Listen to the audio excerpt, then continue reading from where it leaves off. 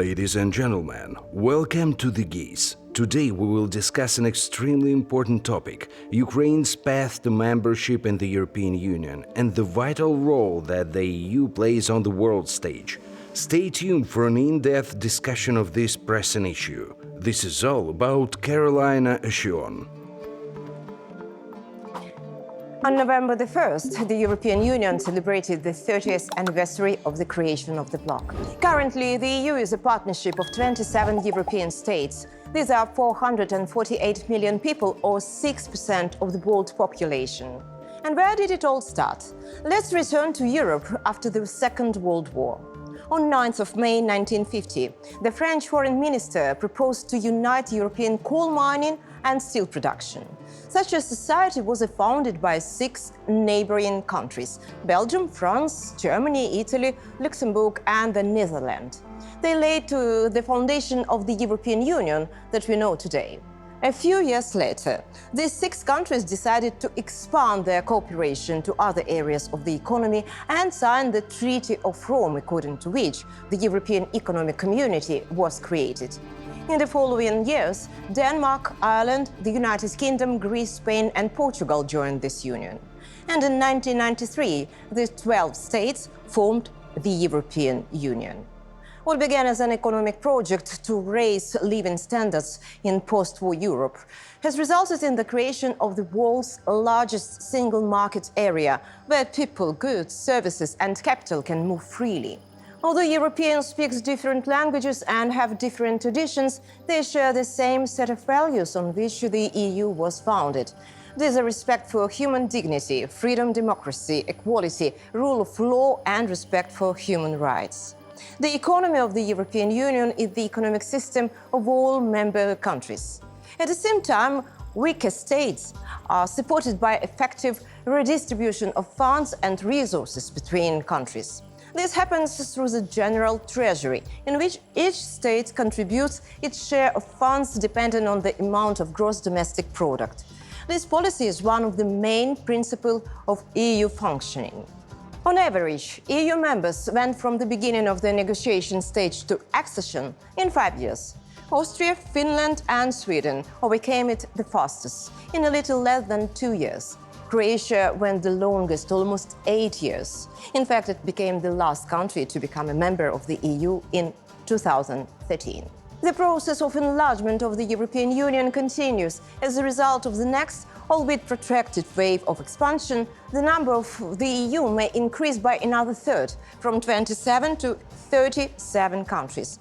Formally, in addition to the 6 countries of the Western Balkans, Albania, Bosnia and Herzegovina, Kosovo, Montenegro, North Macedonia, Serbia, such countries as Ukraine, Moldova, Georgia, and Turkey are now considered candidates for accession.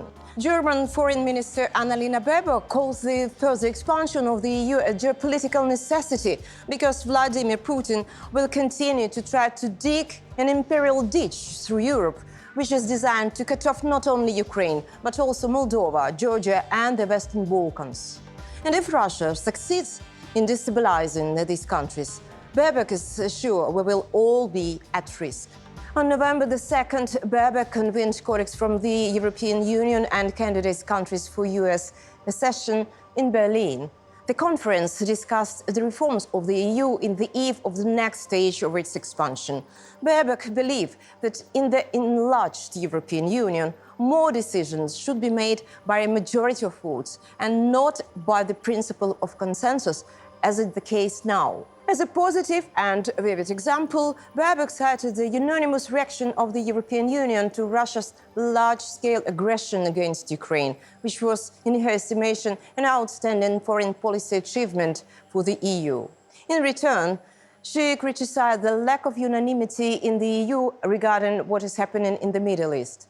After all, the EU countries reacted differently to the UN resolution adopted in October 27th regarding the situation in the Gaza Strip. Watch this.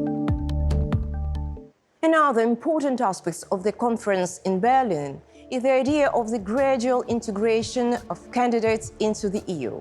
The main challenge is to ensure that Ukraine or other do not get stuck at the so-called semi-membership stage. And Kyiv insists on this in particular. It is extremely important to change the accession procedure itself, depriving states like Hungary or Bulgaria of the tool to blackmail their neighbors, candidates for EU membership. I'll remind you that North Macedonia sought to start negotiation on joining the EU from 2020, but Bulgaria has been blocking it for several years due to Sofia's political differences with Skopje. It is interesting that the Minister of Foreign Affairs of Ukraine, Dmytro Kuleba, said at the same conference that it would be fair to say that last year it was Ukraine that forced the European Union out of the enlargement coma. This thesis, by the way, was confirmed a few days later in Brussels by the High Representative of the European Union for Foreign Affairs and Security Policy, Josep Borrell. It has come a new candidate and is pushing the queue of the former candidates who were waiting for years. And the whole queue will move. And I think that we have to recover the time that we have lasting in an endless process of membership. Watch this. Recall Ukraine's path to the EU. So for the first time, the Verkhovna Rada declared Ukraine's intention to become a member of pan-European structures back in July 1993.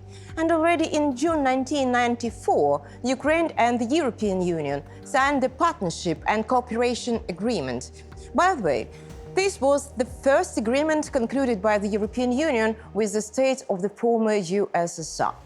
However, its ratification took almost 4 years, so the document entered into the force only on the 1st of March 1998. In 2007, Kyiv began negotiation on concluding an association agreement. It was supposed to be signed in November 2013, but at the last moment, then President Viktor Yanukovych decided to put the process on hold.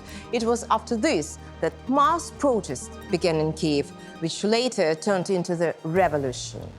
In September 2014, the Verkhovna Rada and the European Parliament simultaneously ratified the document. However, the process of ratification by EU member states stretched over 2 years. The Netherlands was the last to improve the agreement in June 2017. Finally, on September 1st, 2017, the agreement entered into the force. The next step was the European integration amendments to the Constitution of Ukraine, which were approved by the Parliament in February 2019. In the preamble of the Basic Law, the irreversibility of Ukraine's European and Euro-Atlantic course was prescribed, and the Verkhovna Rada, the Cabinet of Ministers, and the President were instructed to do everything necessary to obtain Ukraine's full membership in the EU and NATO. On February 28, 2022, on the 5th day of the Russian Federation's full-scale invasion of Ukraine, Kyiv submitted an application for membership in the European Union. A year later, on June 23, 2023, the European Council granted Ukraine the status of the candidate for joining the European Union. While Ukraine was waiting for the annual report on enlargement, the President of the European Commission, Ursula von der Leyen, visited Kyiv a few days before. She stated that Ukraine has made significant progress on the way to joining the EU and has fulfilled more than 90% of its obligations. In Brussels, they are satisfied and even impressed with how Ukraine is carrying out reforms in the conditions of war. And now it's time to talk with my guests. And I'm pleased to introduce my guest. This is Cormac Smith, former advisor of the Minister of Foreign Affairs of Ukraine. So, Mr. Smith, thank you for finding time for our conversation. It's a pleasure. Thank you for having me on. So my first question. Is the Russian-Ukraine war a threat to the existence of the European Union? Or does it contribute to its strengthening and stability? What do you think? The Russian-Ukraine war is an existential threat to our way of life in the West and the civilized world. and where that threat will be decided is on the battlefields of Ukraine. And the sooner the better people in the West wake up to this fact, the better it will be for all of us. We know that Russia and Vladimir Putin and Sergei Lavrov are absolutely hell-bent on the destruction of our rules-based order. You know, the rules-based order which came out of the rubble of the Second World War. And although it's not perfect, it has given us, in the West, the greatest period of peace, prosperity, and security that the world has ever known.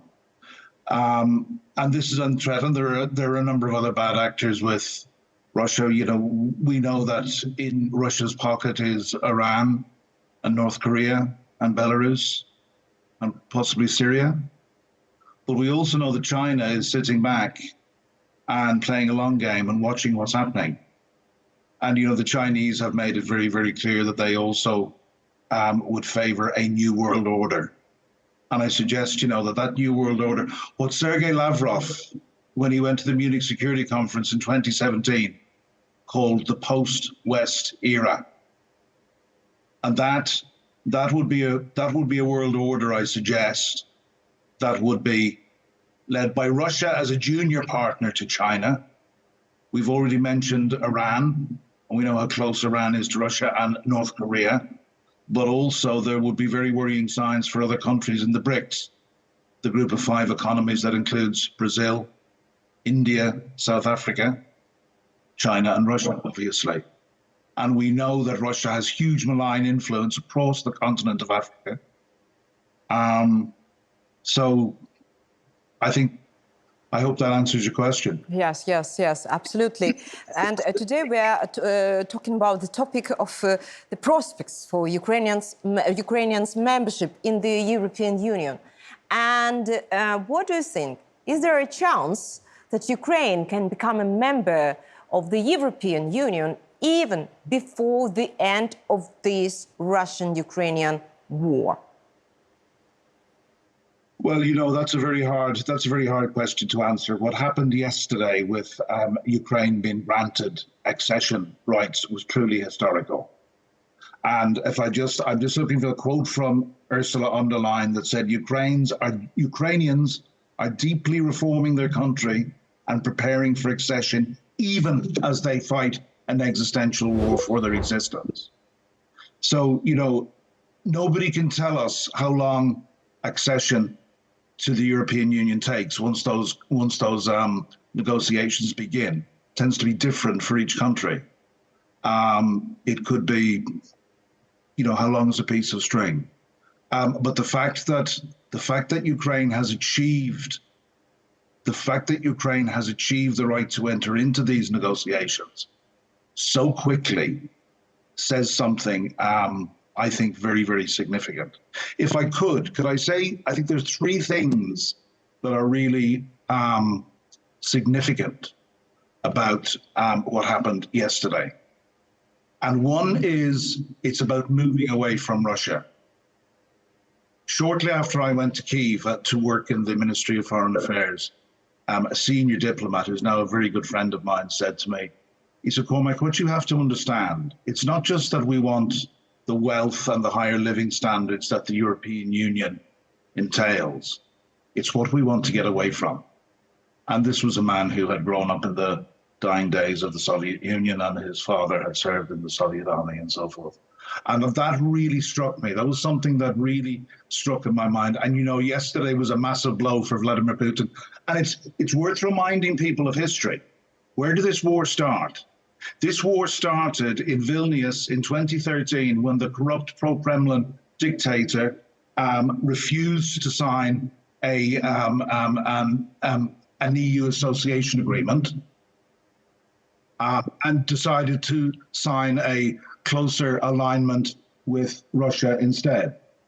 And that, as we all know, was followed by a student protest. At the time, less than 50% of Ukrainian people, the end of 2013, would have supported membership to the European Union. And the students protested. And after about a week, the Berkut came out and they beat the students mercilessly. And something that so many people told me in Ukraine is, you do not touch our children. So maybe even those older people who would not have been in favor of joining the European Union were out in their hundreds of thousands on the Maidan and flying Ukrainian flags beside European flags. And that's something which is burnt into your history. I went to Ukraine 2 years afterwards. So the second thing that I would say, and you know, the other thing, I helped coin a phrase back in 2016 that Ukraine had made more progress since the Maidan revolution than in all the years back to 1991 when Ukraine gained its independence. And you know, there's a Russian narrative out there that Ukraine is a corrupt country. And in the 2 years that I worked with the Ministry of Foreign Affairs, we had so much evidence of the progress that Ukraine was making in dealing with corruption, in with Prozoro for public sector procurement and so forth, and the reform of, when I was out there, the reform of city police forces was a huge thing. And what we now have, of course, with the reason that, you know, Ukraine has achieved accession, the right to enter into accession discussions is because the EU set 7 key tests all around reforms. And as Ursula von der Leyen said yesterday, even in the teeth of an existential genocidal war, Ukraine, with more evidence, continues to reform. So yeah, it's about reforms. But I think the third thing that Ukraine in the EU will mean is this will make for a stronger Ukraine, but it will also make for a much stronger Europe. Now, we can't Mr. Cormac, let me ask you, what do you say think? how long these accession talks are going to take. We got there. Sorry? So, sorry for bugging you. My question is, do you think the Europeans themselves understand that Ukrainians are defending their values?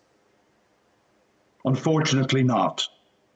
And, you know, I started saying in 2016 when I first went to Ukraine, and I didn't know a lot about Ukraine despite being a student of history and politics. I didn't really know as much as I should have known about Ukraine, but when it became clear that I was going to get the big job to be Pavlo Klimkin's special communication advisor, I started doing my homework very quickly. And, you know, back in 2016, a senior diplomatic colleague took me aside and said, you know, I had, I think, 13 ambassadors recalled in my first month to Kyiv to spend a week with me and another colleague doing some basically communication and media training. And our aim at the time was to make sure that the message across European capitals was more unified than it had been. And I was taken aside by a senior diplomat and said, you know, Cormac, the Ukrainians are very fond of saying that they're fighting for Europe. This doesn't really go down very well in some of the European capitals. Maybe you'd find a subtle way of telling them that they shouldn't be saying that. That was 2016. And I'm afraid still, and the awareness of Ukraine is far greater. But, you know, I sometimes feel like I'm screaming into the void for the last 21 months. I do all these, I've done 250 television and radio interviews since just before the war started. And I do it because some very senior friends in Ukraine asked me to do it the last time I visited Kyiv. They said, you know, you should be on the radio and television talking about us because you understand our issues. So, you know, I say there's 2 reasons that we've got to support Ukraine. In the West, we've got to support Ukraine because there's a moral reason, because there's genocide being carried out in a European country in 2023. And that's genocide, as you know, it passes all 5 tests of the United Nations definition. But I go on to say, you know, even if you don't have a moral compass, and even if you don't care what's happening in Ukraine, a city of 500,000 people wiped off the face of the map, quite likely over 100,000 citizens slaughtered in 3 months in Mariupol. Even if you don't care about that and all the horrendous, well over 100,000 documented war crimes, even if you don't care about that, this wolf will come to your door. Because we know that Putin won't stop. He will go for the Baltics next, or he will go for Poland. And, you know, this is in This is in parallel with all that Russia is doing with its allies to destabilize Western societies through the various hybrid warfare tools which they use, whether it's disinformation or agents provocateurs, which we will see in London tomorrow, probably trying to stir up trouble in a march for the Palestinian citizens who are being slaughtered in Gaza at the moment. Well, that's something else to remind. It's not a conversation for now, but far too few people are aware or are talking about the fact that Gaza, the horrible things that happened in Gaza a month ago, and Russia are linked. President Zelensky came out on the 10th of 3 days after the attack and said that I'm paraphrasing him, he said Russia's fingerprints were all over it. We know the Ukrainian security services know this, and I, from my contacts in Britain, know that our security services in the West are well aware of this as well. I mean, this is the axis of evil that we're facing, and this is the axis. The biggest winner on the 7th of October was Vladimir Putin, because in the UK here for 3 weeks, I've hardly got an interview. There's been no coverage on the television. It's starting to come back around. I've been working very, very hard to try and get airtime with people, because as soon as Gaza happened, people stopped thinking about Ukraine, and this also begins to undermine the national will in different countries to keep spending money arming Ukraine. And we know that the West has given an awful lot of very, very important armory to Ukraine, but they haven't done enough. They've done enough to keep Ukraine in the fight, but not given Ukraine enough to deliver the vital knockout blow. So, Mr. Cormac, as you mentioned about Russia, let me ask you, everybody knows that the voice of Russia's propaganda, Russian propaganda, is heard in every country, and this is the issue, and this is a huge problem. And one of their favorite narratives is that Ukraine is one of the most corrupt countries in the world, and unfortunately, this affect aid for our Ukraine's armed forces, and how this situation can be corrected. What do you think? It's what little people like me try and do every day, screaming into the void. But, we have at a national level, I think we need to look to our education systems and our political systems, and we need to be far more robust. The first, when I was at the beginning of my time in Ukraine, I traveled to Finland for a meeting in Helsinki, and I met a number of senior Finnish government officials, and I learned, that the two greatest countries probably on earth in terms of combating disinformation, and Russian disinformation in particular, I would say are Sweden and Finland, because they're up against it all the time. But the one message that I got back in 2016 is it must start very early, and it must start by making our populations more resilient to disinformation, and that means that we're more questioning, especially with the preponderance of social media, that we question what we hear. Where did it come from? Is it a credible source? And we know that Russia spends hundreds and hundreds and hundreds of millions on disinformation, whether it's through RT or Sputnik or their vile troll farms outside Moscow and St. Petersburg that drip poison across the World Wide Web and in social media channels. So, there has never, I have said many times, there has never been a war in history where the information sphere has been as important and critical as it is in this war, because Russia has taken disinformation to a whole new level. And we also see a very worrying rise of the far right in many European countries. Ukraine, we should be reminded, we're talking about corruption.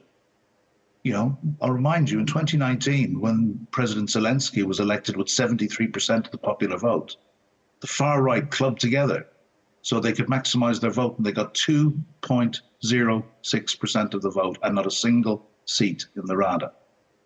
Can I say one more thing on corruption? I mean, the words of Ursula von der Leyen, really give a lie to that. She has in a statement yesterday, Ukraine continues, even in the teeth of a genocide or an existential war was the language that she used. Ukraine continues to make progress. I saw this for the 2 years that I worked for the Ministry of Foreign Affairs. It was one of the biggest narratives that we were intent on developing and getting out there through the embassies and through our various channels and through the foreign minister and everybody else who speaks up on behalf of Ukraine to counter the Russian narrative. Yes, we hear the Russian narrative saying that Ukraine is among the most corrupt countries in the world. I'll give you one example. Something that I always follow is the Press Freedom Index. Last year, Ukraine jumped from 106 to 79 in the middle of a war where the Russian narrative is that they're clamping down on the press and there's no freedom of the press and so forth. Russia, at the same time, went from 155 to 165. That's out of 180. I believe North Korea is 180. But we know all the stories about, press freedoms in Russia and so forth. And if you look at any of the countries which are adjudged to be worse than Russia, it doesn't say anything for Russia that Russia is ahead of those. What do you think? Will the end of this war, nobody knows when this war will finish, but will the end of this war speed up Ukrainians' membership in the EU? Because our topic is the prospects of Ukraine in the EU. So, well, look, I believe it will. I believe it will, because as I said already, and I was even trying to do some research before this interview to get a fix on how long does accession to the EU take, and there is no one figure for it. It varies from country to country. Now, very much like NATO, there isn't an absolute rule because NATO is a military alliance. You can't join NATO if you're at war. And if Ukraine is going to be successful and secure going forward, we need to see Ukraine in NATO and in the EU. But what is most important currently for Ukraine? To be a member of NATO or the member of EU? I don't think it's either or. It's both, and it's not. Neither I believe will happen until this war is won and Russia is driven out and driven back to 1991 borders, including the Crimean Peninsula. But that is only the first step.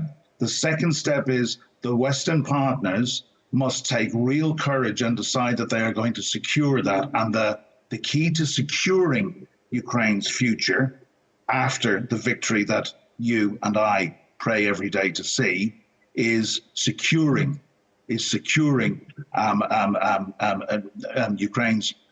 future by giving them membership of both NATO and the EU. Remember, Putin hates NATO.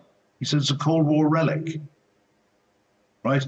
Putin and other far-right leaders are not very keen on the EU either because it's the world's most powerful trading bloc. It can't be bullied. And despots and dictators and people like Vladimir Putin are bullies.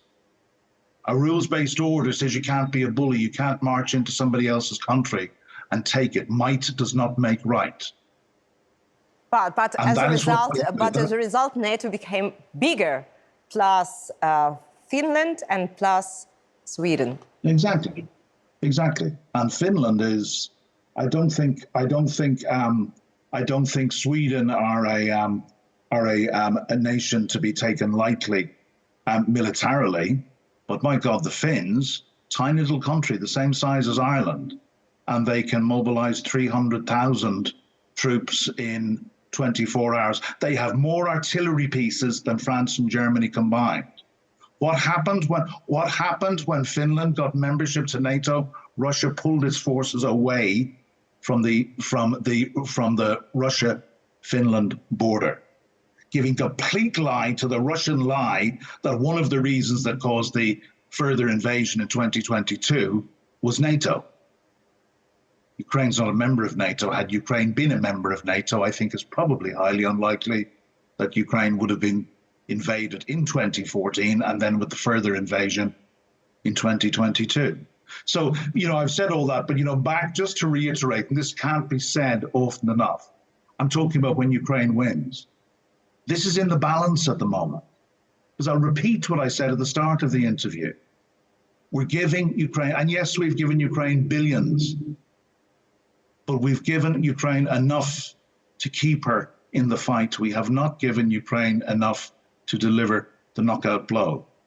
We expected, the West and NATO expected Ukraine to prosecute a counteroffensive that no NATO country would have done, a counteroffensive without air superiority. That has been Western and NATO absolute rule since the end of the Second World War. And these Western partners, there seems to be an issue of some people seem to be afraid of defeating Russia. Okay, Mr. Cormac, thank you so much for being with us. Thank you for your great support for Ukraine. It's really very essential for the country. And thank you for finding time for this conversation. So let's continue with the next topic. The European Commission has decided that Kyiv has sufficiently fulfilled the 7 criteria and official negotiations with Ukraine on joining the EU can begin. Now, the relevant decision rests with the European Council, whose leaders are scheduled to meet on December 14. Along with Ukraine, Moldova also received a recommendation regarding membership negotiations. Brussels asked both countries to complete the reforms already started. The Commission believes that both Ukraine and Moldova can do this by March 2024.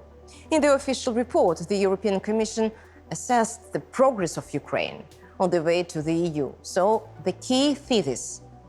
The European Commission believes that despite the war, Ukraine has made significant progress in implementing the reform of judicial authorities. However, changes are still needed to ensure a stronger disciplinary system for prosecutors. Also, Ukraine should continue the digitalizing of the judicial system. In order to increase the effectiveness of the investigation of international crimes and cooperation with the International Criminal Court, Ukraine should further harmonize its legal framework with relevant international standards. Regarding the fight against corruption, progress is being made, but a reliable track record of investigations and final judgment in corruption cases, including arrests and confiscation of assets, must continue to be built up. Brussels also believes that the weak point is the legislative framework and the operational potential of combating organized crime. As for the rights of national minority, Ukraine needs to implement the remaining recommendations of the Venice Commission, in particular regarding amendments to the legislation on the state language, media and education. The European Commission also drew attention to the issue of freedom of speech. They know that Ukraine will have to foresee new ways of ensuring the post-war structure of pluralistic and independent mass media. The decision of the European Commission was immediately welcomed by President Volodymyr Zelensky. He is firmly convinced that Ukraine and Ukrainians deserve to be part of the European Union family. The history of Ukraine and the whole of Europe has taken the right step. The European Commission has recommended starting membership negotiations with Ukraine. This is a pure positive. Despite all the difficulties, we are moving forward. Already in December, we expect a political decision from the European Council. Ukrainians have always been and remain part of our common European family. Our country must be in the European Union. Ukrainians deserve it both for their defense of European values and for the fact that even in times of full-scale war, we keep our word and develop state institutions. All the necessary decisions are being adopted. Watch this. And I am pleased to introduce my guest, Maria Mezentseva, the Deputy of Ukraine. Watch this. So, Maria, good to have you in the studio. Nice to be here. My first question. It seems that Ukraine has never been so close to the European Union. When to become a member of the European Union, I do hope that it will be in very near future. not even considering the war. But what do you think? Can Ukraine become a member of European Union before the end of the war?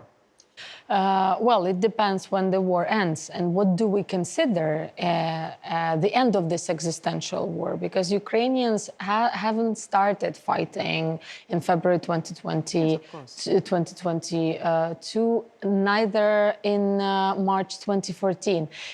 We're trying to explain that this existential war has been going on for centuries, and the history, the culture, the language, everything that Russia inherited from us, from Ukraine, and is trying to steal today.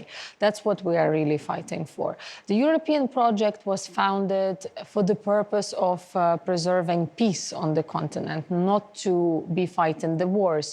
However, Russia is challenging the EU project, and Ukraine has become a real shield for it.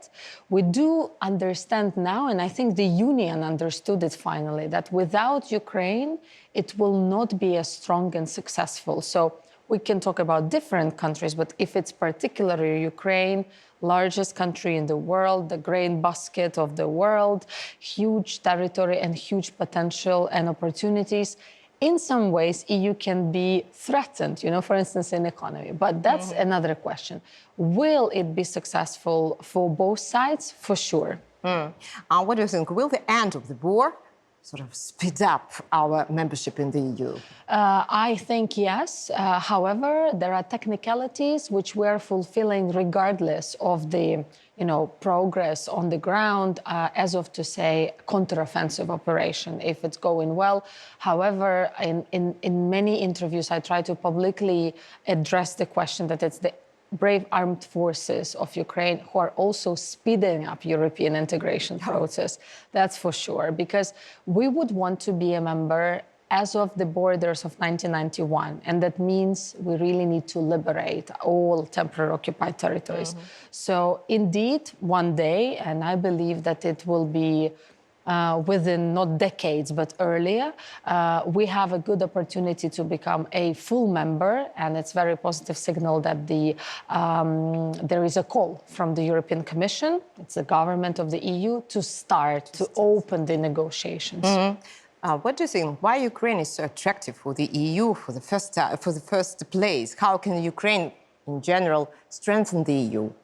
The philosophy of this Eastern Partnership approach was set up in 2009. Back then, the Prime Minister of Poland and Sweden thought about Eastern flank, because in 2004, there was a huge enlargement of the Eastern flank. 10 countries joined, including our neighbors, Slovakia, Poland, and others. 2013, Croatia joined. Now it's up to us whether Moldova, Ukraine, probably Georgia and others will be next. Who will be the first? Exactly. I think we are pioneering the process. We are definitely pioneering the process because of the document we have looked through being finalized by European Commission. We have made enormous progress because it is currently happening during still the full-scale invasion. It hasn't stopped. And we are being under European integration not only for the last 9-10 years of war, but even before. I would like to say probably not very popular thing, but the team of the president who did not sign association agreement in 2013, the team of Yanukovych, made a very good technical document to be signed. But then the power of people, the power of students, the power of freedom boosted this process. And it's also about the people on the ground who are the most important, because it's about agriculture sector, education, business, small, medium enterprises. It's about daily life. It's even about this glass of water and the safety of the water and the glass which touches the water. So a European integration is everywhere. And because of this, many technicalities, processes of liberation of territories, us winning the war together with the EU, securing the EU, they all can go along. But there are rules to be fulfilled. Rules to be fulfilled. This is very essential, but here is the problem. Such countries as Hungary, sometimes Bulgaria, let's talk about Hungary, Traditionally, this country traditionally and expectedly prevented Ukraine from joining the EU. Decisions in the European Union are made by consensus, and we know this. And it seems like this is like dead end. And this situation with the process of making decisions in the within EU, it's very resemble to the situation with United Nations Security Council. Yeah, that's a isn't disaster. Yes, I think United Nations Security Council is a total disaster because illegally Russia has a seat there and no one gave her its seat. And actually, Russia should never be in the UN because it should have entered as a new process. And that's a side question, which is also a need of reform in the UN. However, I totally agree with you, Karolina. The rules of accession, which requires unanimity, so all 27 have to say yes to our status of candidate, as it's been done June 2022. And currently, we have a new challenge. Mid-December, there will be EU-Ukraine summit, as it's used to be always to be held in Brussels. And Hungary can become a problem with their open speeches. Yeah, well, we wouldn't want that to be so, because we see that Hungarian people do support temporarily relocated persons. They support Ukrainians in our aspirations. Even Mr. Orban, as currently the Prime Minister, is openly saying, I am in favor of the EU process for Ukraine, but point number 7 in the requirements being on the table from European Commission, the national minorities issue. I do think it's a completely political question, and that's why it's been mingled around from different corners, even though we voted 2 laws already. And we work with Venice Commission to say, look, okay, we know that we have 153,000 Hungarian minority living in Zakarpattia region. So now you are talking about the roadmap, yes? Yes, because absolutely. my next question was what's right next? exactly about this. I think in December we will understand whether we were successful in lobbying, and we have a support of France, Germany, Austria even, which was not very certain even about our candidate status, but they will help us to promote the issue, because it's a political decision finally. It's going to be leaders of 27 to open finally the negotiations. About the roadmap, what is more or less left in the menu, yes, for us to fulfill?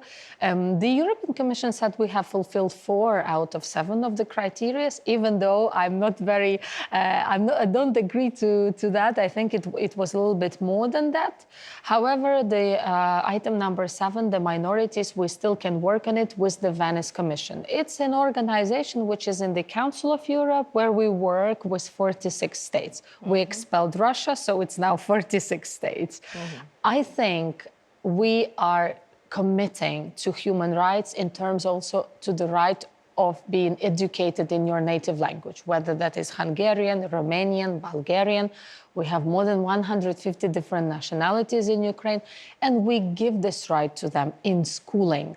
But these children have to know Ukrainian as a state language. Sure. And I think when we come to Budapest and we try to study there, we are offered to learn. Yeah, we are offered to learn German, Hungarian, Polish. We are not coming to Slovakia and we're not saying, look, we have a huge group of Ukrainians here. Everything will be in Ukraine. Schools, yeah, they did, and we are very appreciating that.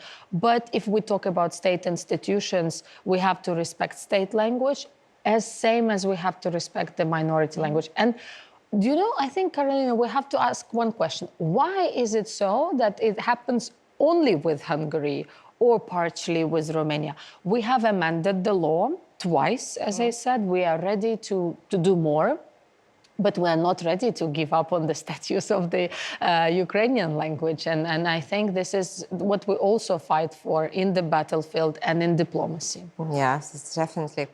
Another issue is that now it's, I think it's very clear for you Ukrainians, especially for them who are still live in Europe because of the full scale of Russia's invasion in Ukraine, that European bureaucracies, it's a huge issue. And everything in Europe is very slow, yeah? And decisions are made very slowly in the European Union, and previously we knew about it from the words of politicians, and now so people know what is Europa, what Europa is. So do you think that fast Ukraine, we are fast people, are ready for sometimes very slow Europe? I would cite now the chairwoman of the European Commission, Ursula von der Leyen, on Saturday in Ukrainian Parliament. She said that we have learned how to speed up many bureaucratic processes because you taught us. You have taught us. Yes, and that's definitely amazing. And now people, I remember the conference, which was called, it's an annual conference for the people of EU member states. It's called The Future of Europe. And the people were discussing what are the main issues they think for the Union to be addressed. And one of top three was the process of decision-making, how it can be more efficient. Why do we need unanimity? Why one country can block the will of another 26? With regards to security and defense, with regards to enlargement, probably it's the time to change the rules that have been existing for more than 70 years. That's the time. And I think Ukraine is Titanic is a bad example, but as let's say the light of this new game changers is already entering the EU procedures. Moreover, we are offered to be present at some EU Parliament votes, to join some committees as observers. This is a new initiative to bring us closer. So the formula when the countries are represented, it's of minimum 6 members from the country. For instance, Estonia, with a population of 1.3 million, like a city of Kharkiv, and bigger countries like UK, France, Germany. So we will be somewhere in the middle with 40 million people citizenship, having quite a huge weight in decision-making. And I think it also poses for some a question, how influential Ukraine may be. And I think it's a new topic for many PhD works in the university. Students might be writing about the complexity of decision-making, but actually today, making it much simpler. If you would ask me if there will be any exceptions for Ukraine, I don't think so. But we have shown that we are capable from 28th of February, when President Zelensky, Speaker of the Parliament, and our Prime Minister showed a photograph with an application to the EU. 9 books was filled, 9 questionnaires of books thick like that were filled up with answers. Everyone was saying it's not realistic. They will not make it. June, we are candidate. In half a year time, we're already candidate to open negotiations. So I think we now have to strengthen our own capacity to analyze the laws, to make less initiatives which might contradict to our EU directives, regulations, acquis, to make it easier for us, because we are one of the smallest committees in Ukrainian Parliament. This is European Integration Committee.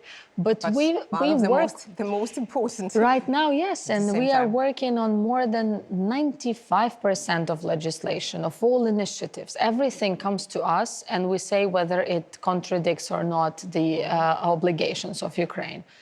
Very often, it's about, the difficulties of understanding how we are, breaching or not breaching the rules of internal market for the EU, the access to the market. Because for the second year in a row, we are being granted free access to 500 million people. It's one of the largest markets for the goods, for services, not just to bring in, veggies or fruits.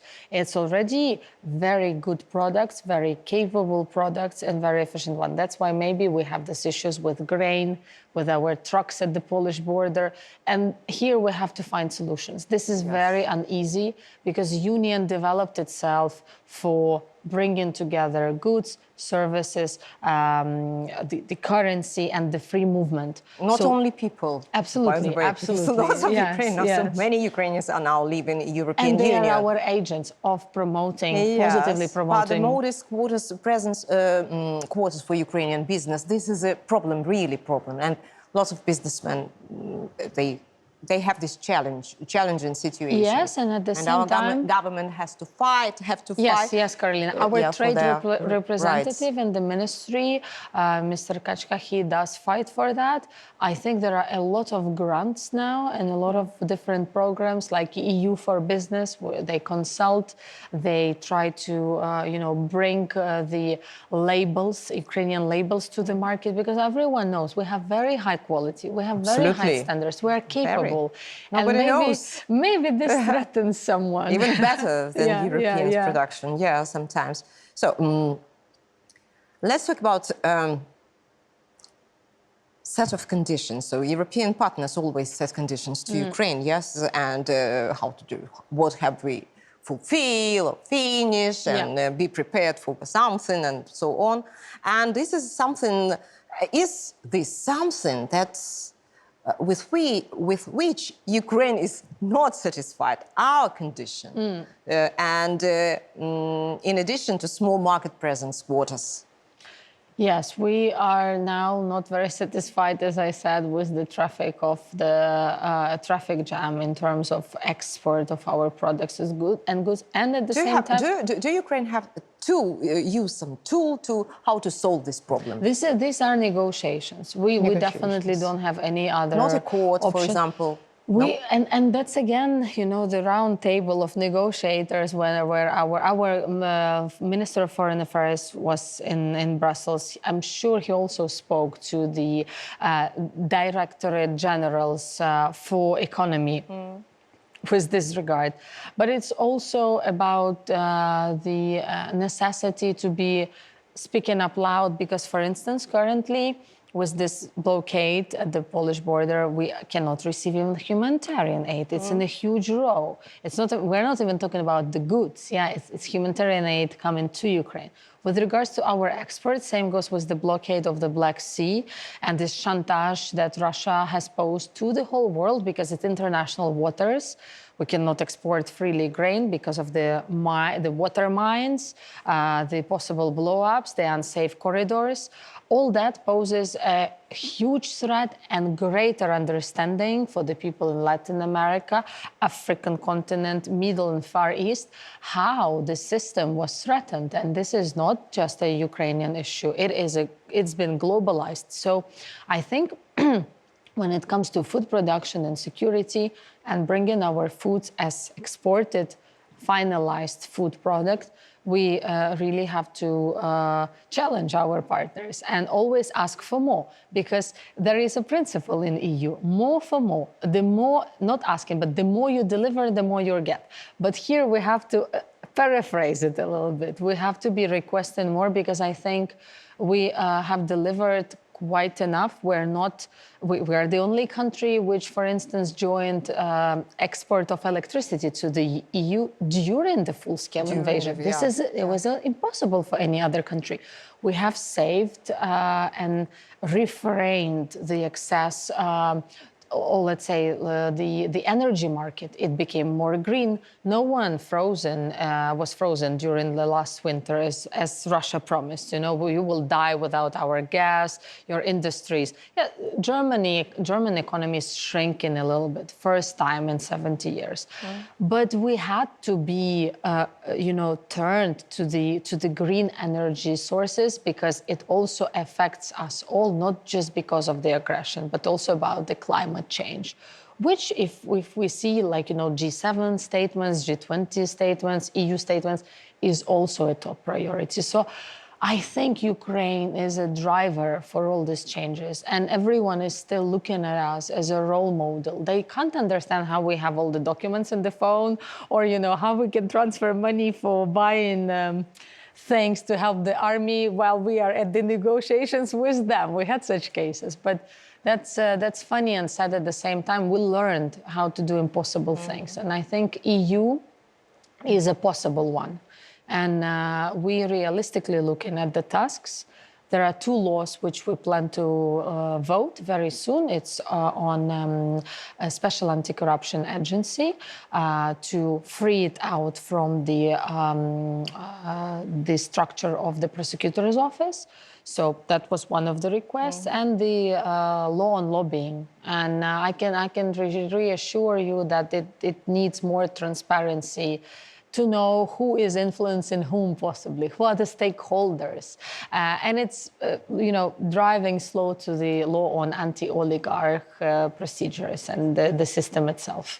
You already mentioned Russia in the context of this country, so everybody knows that this is a bad country, of course, and the voice of Russia propaganda is heard in every country, as you mentioned. One of the favorite narratives is Ukraine is the most corrupted countries in the world. Unfortunately, this hugely affects the aid from the Western world to Ukraine, especially if we are talking about our armed forces. How can this situation be corrected? Yes, we have had a visit from a special convoy from US, for instance, as a leader of military aid. And she is now being under, the surveillance of everything which has been happening in Ukraine. From the taxpayers of US, because as Margaret Thatcher said back in the days, there are no government money, only taxpayers are forming the budget. So we want to be transparent, we want to be grateful as well, but we need to show efficiency. Also, foreign journalists, your colleagues are usually traveling on the ground to see how armed forces are using this, whether this Atacams or, the German Leopards or Marders or American Patriots are at place, how effective they are. And I think we have been showing it, well, not us, but the armed forces continuously. Here, we also took a lead at the parliamentary level. We have created a special let's say, team of members of parliament who are working on the transparency of aid. And if there's something, and I'm sure you've heard about these cases recently when it was under the investigation of the special task force in Ukrainian parliament with regards to the Ministry of Defense purchases. I'm sure that was the new minister, was Rustem Umerov's team, and he fired all former deputies of the previous minister. There will be more transparency. Moreover, he's putting it on a very digital level approach so that we will be able to understand what every brigade has or has not, what is the need and what has been received. And I think this is most important. As Parliament, yet again, we reacted immediately on a scandal on food prices, and I think it was 23 hours we spent and we passed the law on opening the prices per item, which is extremely important. Yes, we are still putting as a secret information who exactly the provider is to, fulfill the security requirements, but everyone can see what is the price per item. This is extremely important, especially for Ukrainian people who still, willing to donate. But even more important, as you said, also to our foreign donors. And it doesn't matter if it's top one, US, or someone who is helping with their capacity. Australia, for instance, they're also helping us with military aid quite a lot. So we adhere to these rules of transparency. Mm-hmm. I'd like to ask you about the topic of election. Mm-hmm. What do you think? Are elections in Ukraine a condition for the joining EU? And how is it related, if it is related? Yeah, it's a very simple answer. It's not a condition. Mm-hmm. Everyone understands that during the martial law, which we prolong from time to time, it's very unsafe and almost impossible to conduct democratic elections and safe elections. President Zelensky was very clear recently addressing this question that we will not be able to conduct them as soon as possible. Surely, liberation of the territories, the victory, and then we can talk about election. And I think he was addressing many people who are now shining bright in social media with their programs for elections, whether that would be presidential one or parliamentary ones.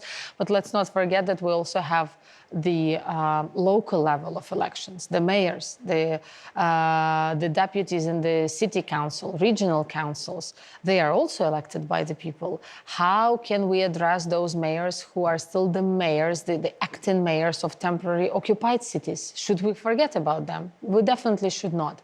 So I think it's a fair approach to tell the world that at the current circumstances, we are not ready to conduct any kind of elections as of now. Maria, it was a great pleasure to Thank have you in this studio. Thank you so much. So thank you so much for having this time with me, with our audience, and thank you very much to each of you for being with me, with my guests, and see you as always soon in a week. Bye.